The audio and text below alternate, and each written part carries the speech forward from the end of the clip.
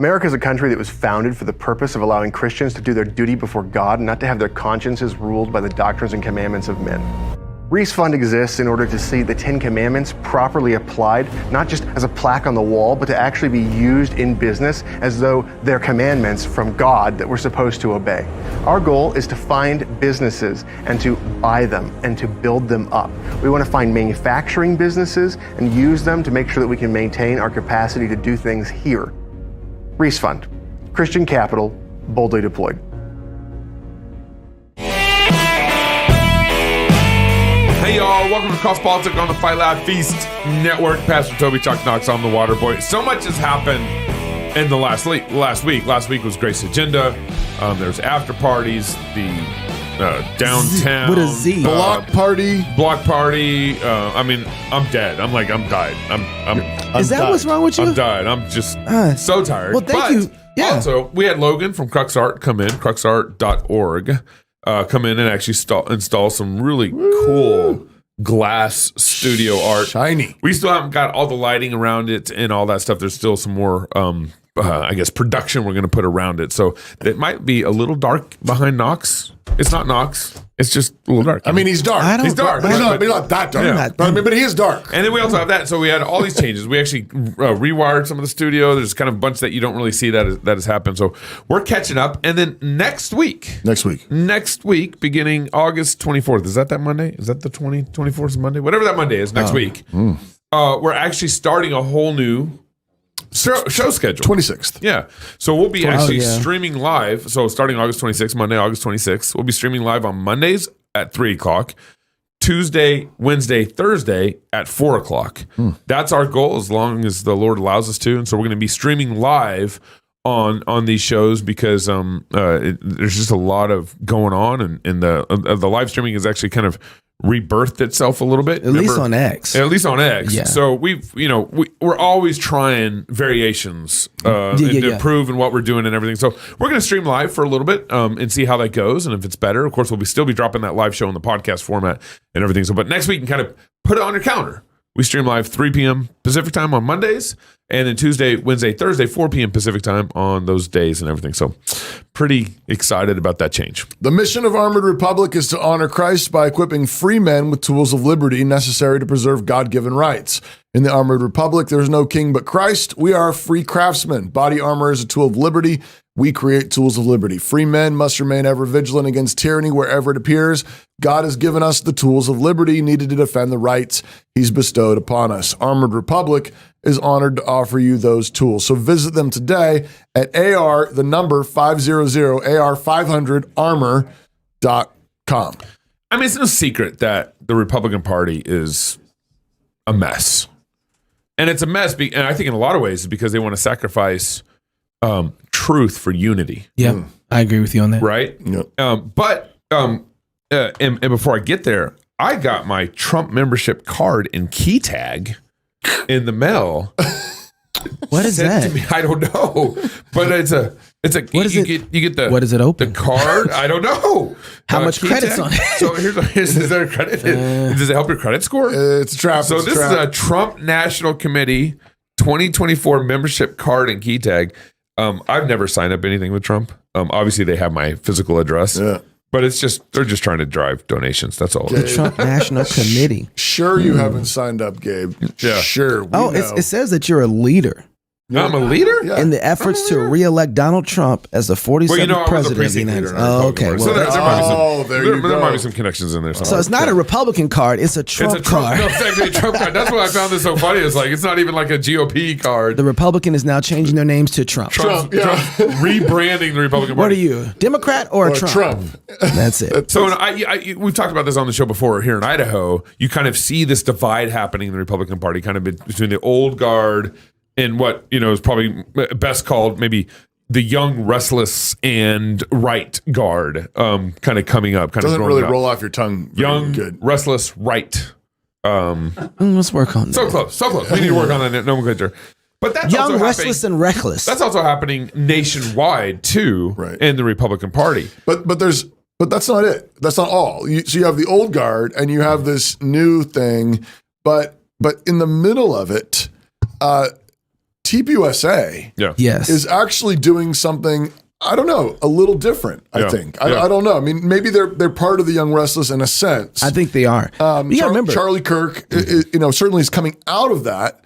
But I mean, I get the impression that he's trying to aim for something not just young and restless, but actually something more mature and orthodox. Yeah. And I think that's particularly indicated by the fact that he recently interviewed Pastor Doug Wilson. Yeah. And then invited him to speak at TPUSA, at their national faith event down in Florida back in July 28th. It was a Sunday morning actually, and so Doug got to preach. Had a church. Charlie asked him to preach a sermon. I know he said, he specifically preached. Please preach a sermon. You're a pastor, and so Doug got to preach to this crowd and. We need more of this. I mean, the whole message is really glorious. But listen to Pastor Doug. I want to begin by insisting that it is in fact a story. This may be the point that is tripping you up. It doesn't look or feel like a story to you, but rather like a cafeteria food fight. It doesn't look like an old-fashioned cafeteria food fight either, but rather like a cafeteria food fight at the monkey house at the zoo, where all the chimps are amped up on meth. There doesn't seem to be any rhyme or reason to anything. Contradictory data keeps flying past us, making that whooshing sound, and the conspiracy bros are having a hard time keeping up with it all. Well, who is telling the story then? It would not be the Sons of Anarchy. It is not the deep state. It is not the CIA or the FBI. It is not the minions of George Soros. Although they would have us believe that they are in charge, as the prophet Isaiah pointed out, all that these petty lords of the earth can do is breathe through their noses, as Isaiah says in chapter 2, verse 22. They are midges in a sunbeam plotting to overthrow the sun. In the second psalm, the kings of the earth took their stand against the Lord and against his anointed. Psalm 2, verses 1 and 2. And what was God's response? He laughed, and he laughed them to derision, it says. And why? At the end of their very busy day, what did these enemies of God actually do? What did Herod and Pontius Pilate and the Gentiles and the Jews, Acts 4:26 through 28, what did they accomplish? Well, they ushered in the salvation of the world. That's what they did. They arranged for my forgiveness and for yours, to be purchased by the blood of the Son of God. Man. That's going down at TPUSA. It's incredible. Wow. And that is the future. That's the only future of the Republican Party. If the Republican Party is going to exist. If it's going to exist, if it's going to exist as something good and not just a continued watered down version of the DNC. Which is what, again, who was it? Conservatism is the shadow of progressivism. Mm-hmm. I mean, that's what it frequently is. Yeah. We're going to do the same things 10 years later, 20 years later, just a little bit slower. But this is a different. Yeah. And what's amazing, make no mistake about what TPUSA is. Now we've seen Charlie kind of grow in his theology and maybe some of his cultural. He used to be a little more friendly to the LGBT side of things, or a little more welcoming, and and he's kind of I think gotten past some. It was of a little more frat boyish too at times. At times, but so I'm friends with board members on TPUSA. Yeah, and it's $100 million organization. Right. I mean, and they're focusing on college students. They got college groups. Yeah, they always have college campuses. They also have a whole get out the vote registration, vote process that they're implementing in almost every state. I mean, it's quite the organization that Charlie's putting together, and it really is. If the GOP. If I was the GOP, I would try to figure out how to kind of co-opt the movement. It's like you remember the oh sure, what's in the put a plant in there. Is that what you're saying? Well, no, you remember the or just get in the driver's seat of this and steer the TPUSA. Yeah, and that happened with the in the. We're just gonna keep talking about what he thinks and tries to figure out what was the organization? Bill, you might even know this. The organization in the early 2000s that was like all about taxation and lowering taxes. Tea Party. Yes. And And that's what the Republican Party did with the Tea Party. Yeah, they co-opted them. They co-opted them. They're like, yeah, we'll do all that. We'll do all that. That's exactly right. But not really. That's exactly but not right. Really. How do you think that? Well, how do you think that the TPUSA is going to steer clear of that with the Republican Party? Because the Republican by inviting Party, people like Doug to by speak inviting Doug Wilson and letting him like completely like just go. Yeah. No strings attached. Part of what I was thinking about with this, I think I'm going to say two things, but one of them is I was wondering why does TPUSA have to exist? And I think the reason they have to exist is because way too many Christians have been sending their kids to government schools. We were talking about this earlier, Pastor. You got to remember, I was trying to find a parallel on the other side on the left that is like TPUSA. And what does DNC have? What does the DNC have? And I know. Yeah. The public schools. They actually have a farm ground in the government schools that 12 years breathe them right into the DNC. There is like, do not pass go, do not. You get your socialism jacket, you're graduated right to the DNC. So you know when we talked about the the NEA, the National Education Association, a guy emailed us and said, "That's my aunt." Okay. Speaking, she's the leader of the NEA, and he said, "We've had such a difficult time trying to get to my family to try to figure out how to disconnect that education is our savior because that's how they look at it." But here's what I want to say. That girl's nephew listens to Cross Politics. I was going to say, she's in trouble. No, 100%. They are in trouble. That's what I was like, how did you find Cross Politics out of your family? So on the one hand, you're like, this is so hard. This is my aunt. But I'm like, but her nephew, like, Jesus got him. That's some post-mill right there. I never thought about it. We got NEA people listening to us. I know you got more to say. Yeah. I want to go to the next clip. Okay. Because this is all coming together, because what Doug is preaching is a high octane sovereignty of God, in particular, the way that God works in history. Right. Yeah. Mm-hmm. You were born for this hour. All of this surrounding mayhem is our duty station. We were put here on purpose. God did it deliberately. We were written into this role by the author of the story, and he is a good, wise, and perfect author.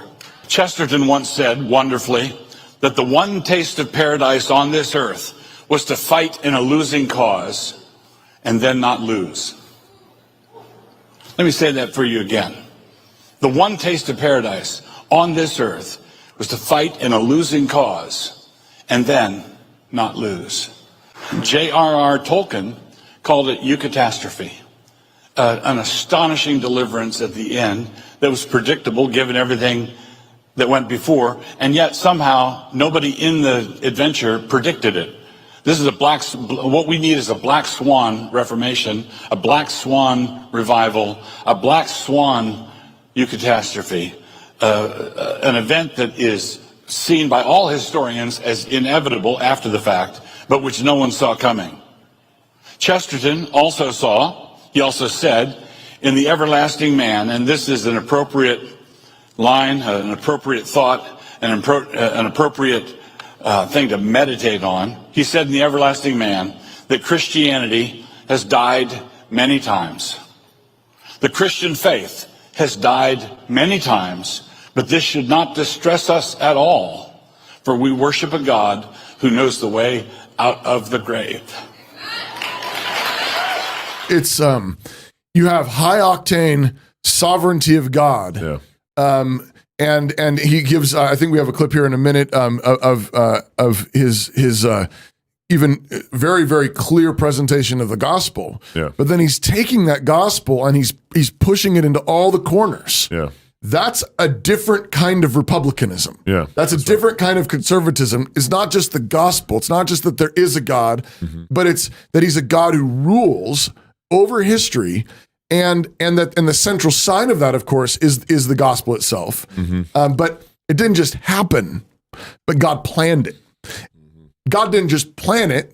God planned it and planned it to happen through the machinations of evil men. Yeah.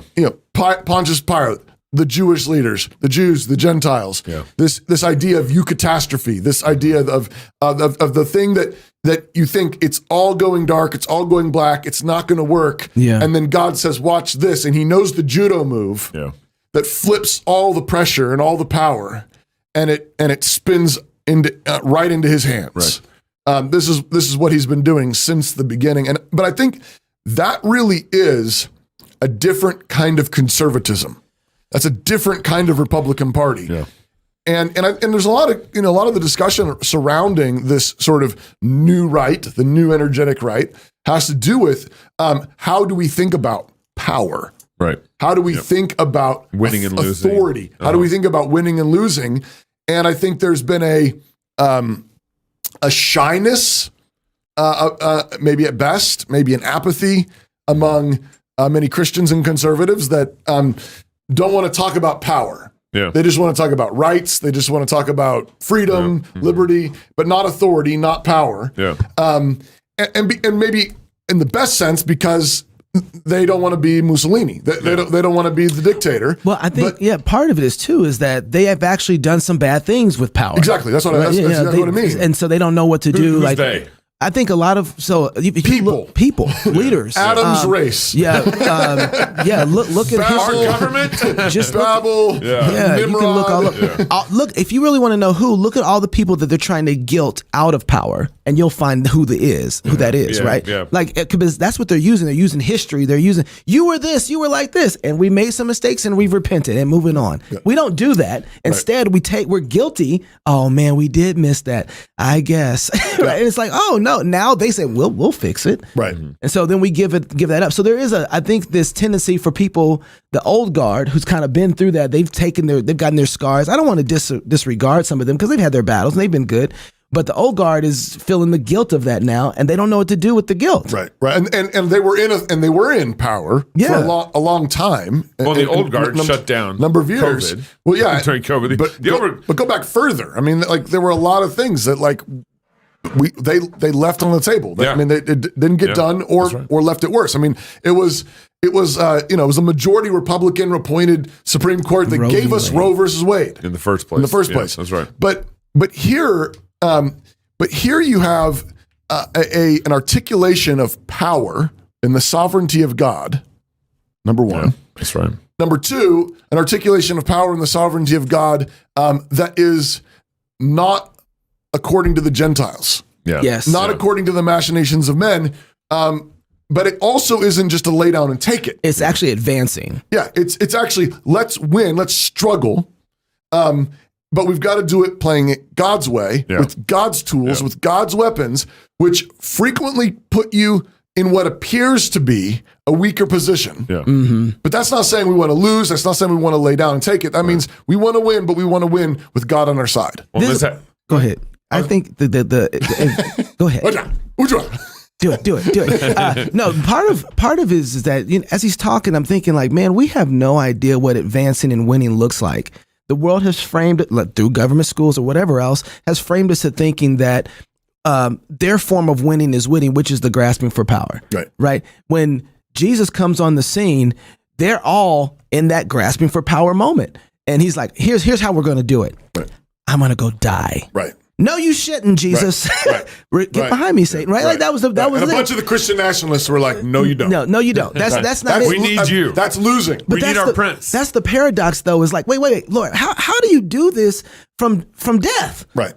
But how is winning? Because death is not the winning. What? You can't win from dying. You don't win like that. Right. But most of our narratives always end at death, and that's the biggest problem. When God writes a narrative, death isn't the end. Right. But all we can see is that. And so when we have this short, and I think we'll talk about this more, but when we have this short version of how the narrative should go, all we see is 5 years.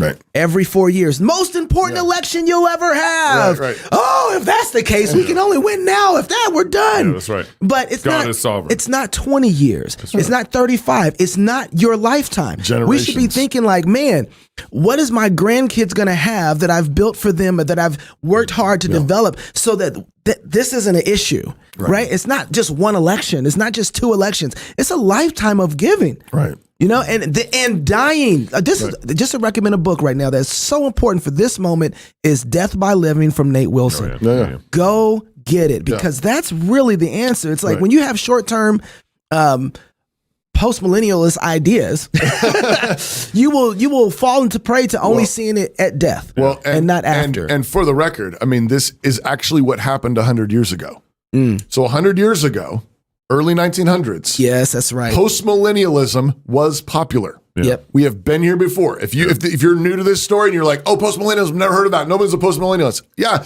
because 100 years ago, we pooched it. All the postmillennialists went liberal.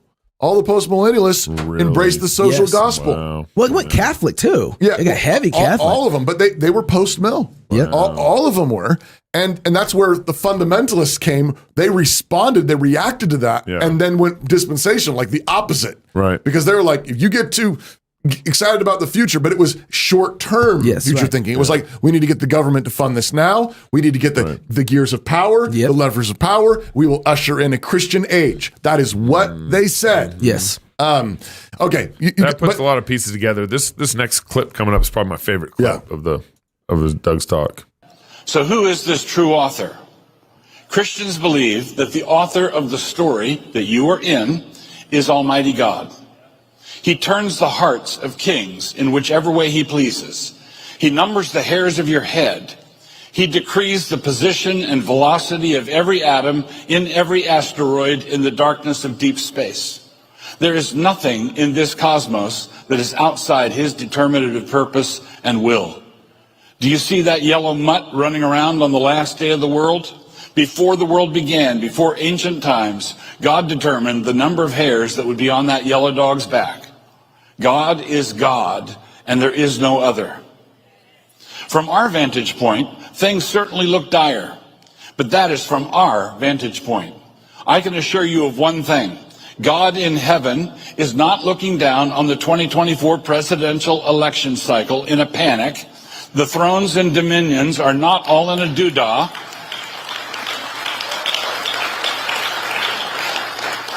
The angels are not scrambling and running through the heavenly courts yelling, Plan B, Plan B. We are in a storm, no doubt about it, but the tops of all of our clouds are radiant and white. Not only does God turn the hearts of kings, but he also turns the heads of former presidents at just the right moment.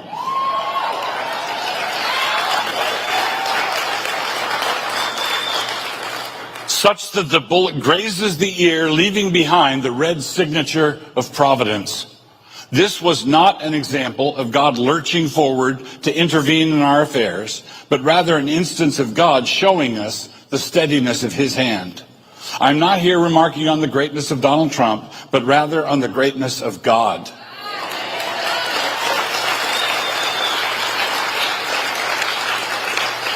That remarkable event in Pennsylvania was no more providential than the breath in your lungs right this minute. God orchestrates everything all the time through his providence, but sometimes he lets us see it. Christians confess this truth, but the secularists deny it. And when they deny that God is sovereign over all, they are never content with a simple denial. When they, by their doctrine, have denied the Almighty the prerogatives of deity, the first thing they see after that is a job opening. This is why they want you to sink deeper and deeper into their cauldron of boiling totalitarians. They aspire to deity, and they intend to suffocate you with their good intentions. They, like Isaiah's Lucifer, want to ascend the sides of the north. Isaiah 14, 13 through 15. This is why they want cameras at every intersection. This is why they want to record your every keystroke. This is why they want to create algorithms in which you are to live and move and have your being. The logic is simple enough. If there is no God over the state, then the state is God.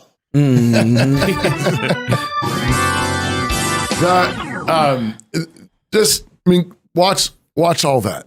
You've got the absolute sovereignty of God, just underlined, and all the way down to the attempted assassination, former President Trump. And God was sovereign over that. God was sovereign over that. He turns the hearts of kings. He turns the heads of former presidents. Yeah. So that the bullet grazes them.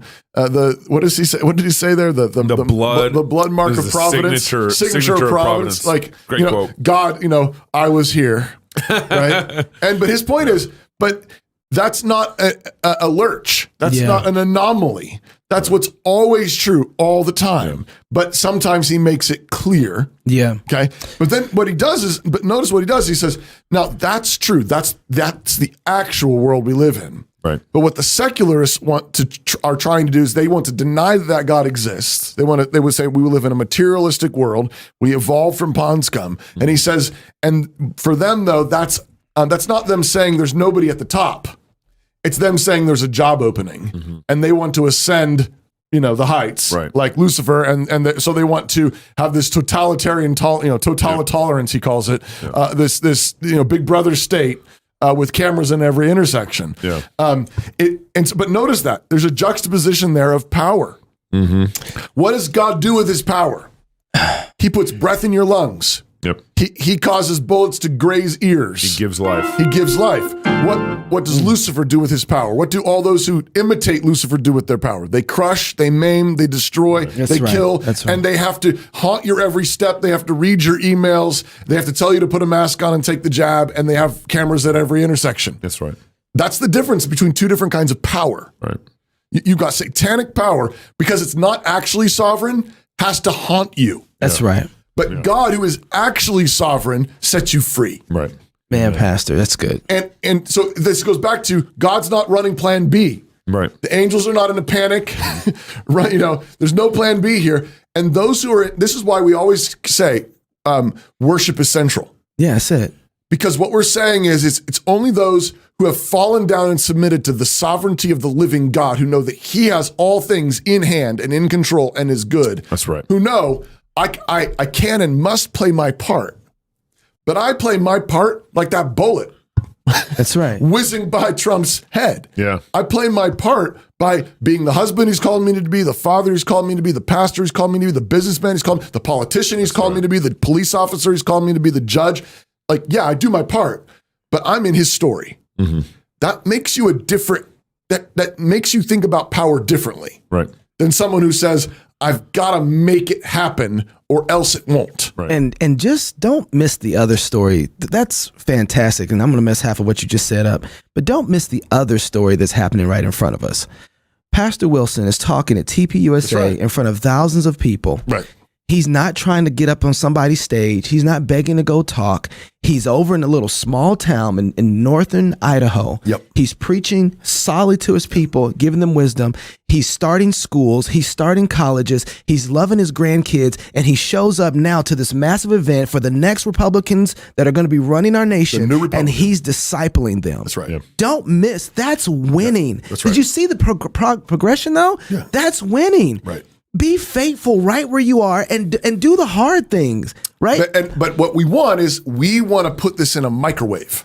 Yes. Yeah. But this is years. We want that Black Swan revival. That's right. In a microwave. Yeah, like a microwave dinner. We want that Reformation like you just need to pull the lever, you just need to get in power, you just need to win. It's like, yes, we need to win. Absolutely need to win, but we need to win in God's way. Right. And God wins with leaven in dough. That's right. God wins with seed that dies in the ground. That's right.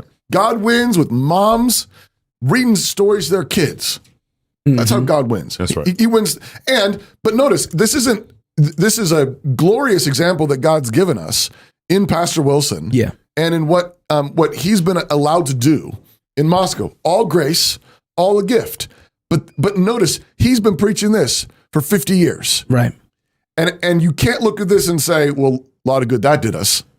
No, a lot of good that did us. That's I mean, right. it works. That's right. And I think there's a temptation to think that it doesn't work. Right. Right. That God's way doesn't work. That's right. Or it's too slow. Well, and because there have been pietists that just said, just me and Jesus in my Bible and in the middle of nowhere and try to hide from. Preach your gospel and mind your business. But Pastor Wilson's they're not hiding from culture. He's bringing the gospel to collide with culture. One more clip. We got one more. You are, thank God, not actually living in the world that the bad guys are attempting to build. They are attempting to build it, but you don't actually live there. You are living in a world, however, where they are certainly making the attempt. And we shouldn't be spooked by the attempt. They are consumed with an insane desire to make the world according to their designs because a very green and leprous libido dominandi has them by the throat. And because their lust for this sovereignty has far outstripped their competence, everything under their charge is disintegrating. They are in the position of the sorcerer's apprentice, and everything is spiraling away from them. Pieces are flying everywhere. Your preparations for living in a time like this include recognizing that God is the author of all of it. But more is needed than a simple recognition that God is the author. While such recognition is more than God's enemies will admit, and it's good as far as it goes, it is not sufficient. You are a character in the story that he is telling, but more than a simple acknowledgement of that is needed. You have an author of your story, but you need to be on good terms with the author of this story. Jesus and his disciples were figures in the gospel story, certainly, but so were Pilate and Herod and Judas. It is no great blessing simply to be in the story. The bad guys are in the story too. So what does it mean to be on good terms with your God? The Bible calls it reconciliation. We are a sinful people living in a fallen world. All of us were by nature objects of wrath, Ephesians 2:3, and we were enemies of God in our hearts and our minds, in our hands and in our mouths. All of us. In this dire situation, God sent his Son to offer terms of reconciliation. For if, when we were enemies, we were reconciled to God by the death of his Son, much more being reconciled, we shall be saved by his life. That's what it says in Romans 5:10. We are put right with God when we recognize our own complicity in the sin that surrounds us, and we repent of it.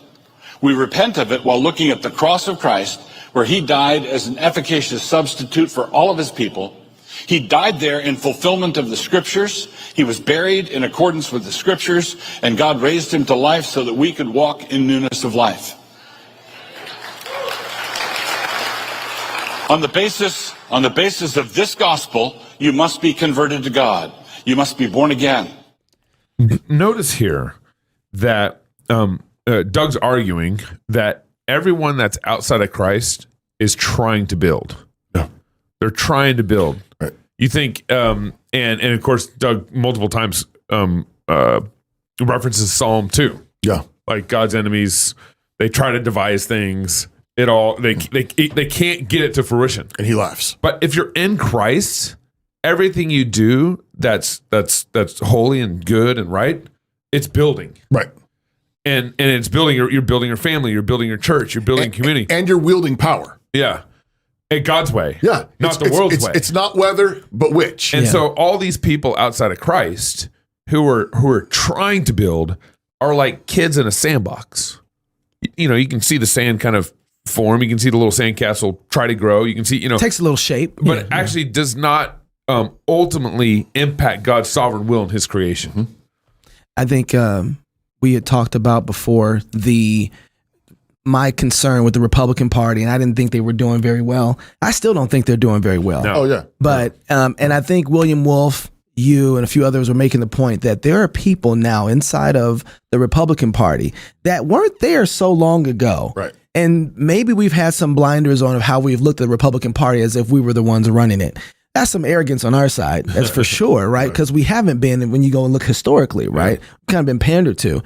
But when you see this front and center of what's going to be the next Republican Party, they're coming, they're fueling this, right? TPUSA is going to fuel and disciple the next people in. Right. And when you see men like Pastor Wilson and other men who are inside the Republican Party fighting like this, Dusty Deavers, you say, oh man, I want to get behind guys like this. I want to be the ones discipling these young minds and being supportive of them. I don't think this is a great time now to charge. Yep. This is a great time now to charge. With this kind of message. With this kind of, and this is the only way to win. Right. This is the only way with long-term blessing. Yeah. So I can't say it enough. Go listen to all of this. TPUSA, Yeah. Pastor Wilson absolutely killed it. Yeah. And pray that God would give us thousands more of men like that who are willing to give their lives for 50 to 60 years or more just to build that haven of culture and community, to have something to fight back with. But I'd also say on the Reform side of things, like in the kind of Reformed Baptist, Reformed Presbyterian, kind of our right. A lot of people have bashed Charlie. But I think you should be praying for Charlie. There's a lot going on there. Right. With TPUSA. I really do hope that TPUSA. I'd rather have TPUSA be the Republican Party than the Republican Party be the Republican Party. Well, if they keep inviting Doug, I mean, Exactly. that's what they need to do. Yep. So if you're single, get married. If you're married, have you some kids. And if you have kids, go baptize them. Until tomorrow, love God with all your heart, soul, mind, and strength. Love your neighbor as yourself. Go fight, laugh, and feast. This is Crust Politics. Thank you, Bill. One person in the studio, ladies and gentlemen. Bill Garraway. Thank you, Bill. Legacy media is falling apart, and as it crumbles, a void is opening, a void that we intend to fill. The big legacy news networks currently average just 1.2 million viewers a weeknight, and those numbers are only going to get lower. Legacy media is dying, and the younger generation has moved on. Legacy media panders. Legacy media lies. Legacy media does not know what the truth is, and they don't care about it. Legacy media is a dumpster fire. This is why we few in our wild imaginations have started the Fight Laugh Feast Network. Our goal is to take down the legacy media giant of the last 50 years with our 5 stones. We started in 2016 with our flagship show, Cross Politics. Since those small beginnings, we now air on DirecTV. Our broader podcast network now gets over 4 million downloads a year. And our Fight Laugh Feast pub, which includes TV shows like This America, The Rowdy Christian's Guide, Pastors in Politics, and As the Lord Pleases, with your support, many more to come. Our goal is to become the flagship new media 2.0 network over the next 50 years and take over nightly news, sports, sitcoms, hunting shows, and more, all conveniently stored for you in our Fight Laugh Feast pub. We're already reaching the next generation through our podcast shows on YouTube, X, and our pub, while also tapping into legacy media audiences by airing our shows on TV through DirecTV and Xfinity. We have made a lot of progress with some duct tape and a good bit of intuition and a lot of sweat. And now we need your support more than ever. The TV networks have had such a negative impact on our households, and we're trying, by the grace of God, to put a stop to that. We have the opportunity. We just need the army. Now more than ever, we need you to join our pub to help us reach our goal of 1 million pub supporters in the next 5 years. There's no way around it. Competing with Fox and the Alphabet networks without money is virtually impossible. It's cheap for you to join. And when you do, you're combining your small monthly support with a growing army of like-minded Christians. We have thousands, we need millions. So if you want more of the Alphabet network's misinformation and lies, don't join. But if you want to give us a mere 5 stones, then please join the pub, and together we will take a swing at the head of big media, all the while fighting, laughing, and feasting to the glory of God.